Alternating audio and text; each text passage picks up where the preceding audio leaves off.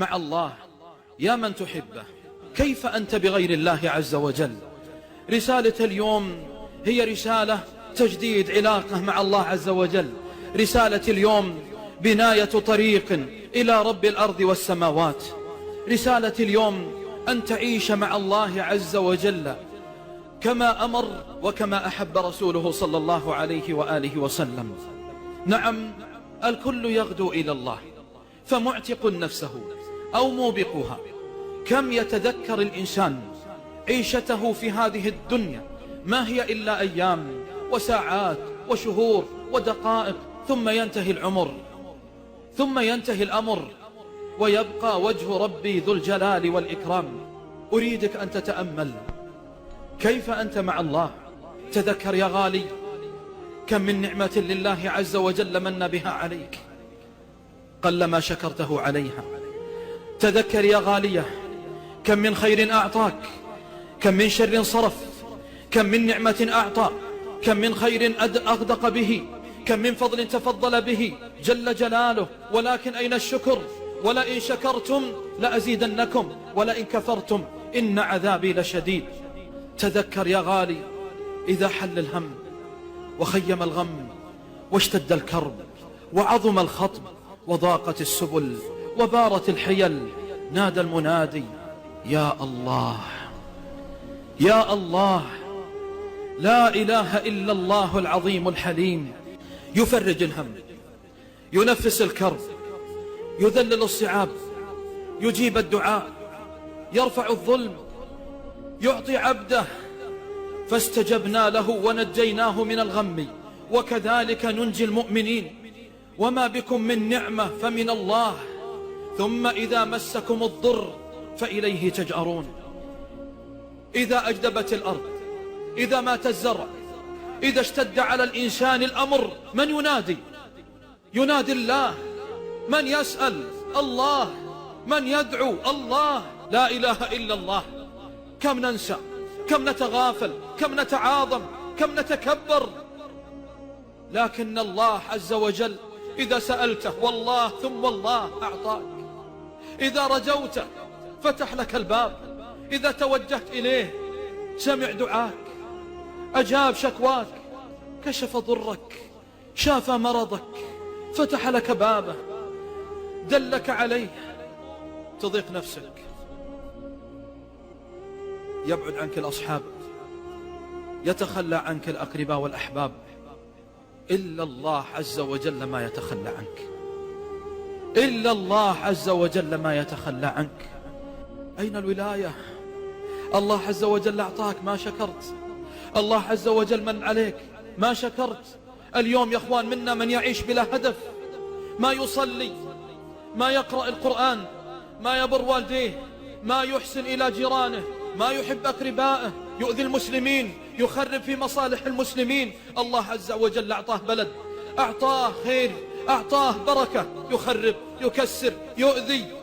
شبابنا اليوم إلا من رحم ربي كيف يعيشون بغير هدف، كيف ينامون بغير هدف. مثل اليوم لو تسأل شاب من الشباب يقول أريد أن أسافر، أريد أن أكون شابا منطلقا بحريتي، أفعل ما أشاء، أقول ما أشاء، أصنع ما أشاء. أنا أقول لهذا الشاب افعل ما تشاء، افعل ما تشاء، قل ما تشاء، اترك ما تشاء. لا تصلي، لا تقرأ القرآن، لا تسجد لرب الأرض والسماوات، لا تسمع الموعظة، لا تحضر الذكر، لا تصلي على الموتى، لا تحفر القبور، لا تكن ممن تابوا أناب. لكن والله ثم الله ثم ردوا إلى الله مولاهم الحق، ستعود رغما عنك إلى رب الأرض والسماوات. والله ما من مفر من الله إلا إليه، وما من مرجع من الله إلا إليه. مهما بلغ سلطانك وقوتك ومالك وصحتك وجبروتك، معادك إلى الله. والله لا أنا ولا أنت لن ينفعنا عند الله إلا رحمته جل جلاله ثم العمل. يا غالي أنا اليوم معك تجدد حبك مع الله عز وجل. أريد قلبك في جوف الليل يعود إلى الله عز وجل. يلا يا شباب يلا يا اخواني، يلا يا خواتي، يلا يا مشاهدين، يلا يا مشاهدات، نقول نستغفرك اللهم ربي ونتوب إليك. يلا يا اخواني، تراكم على موعد عند الوادي الأفيح، هناك عند الله عز وجل، عند الجنة، عند الحور، عند الأنهار، عند الأطيار، عند البركات، عند الملائكة، عند الله. ألا هل من مشمر للجنة؟ ألا إن سلعة الله غالية، ألا إن سلعة الله الجنة. يا من أردت ما عند الله استغفر الله، يا من تحب الله استغفر الله، يا من عصيت استغفر رب الأرض والسماوات، يا من تعاليت استغفر الله عز وجل. يا أيها الناس أنتم الفقراء إلى الله والله هو الغني الحميد.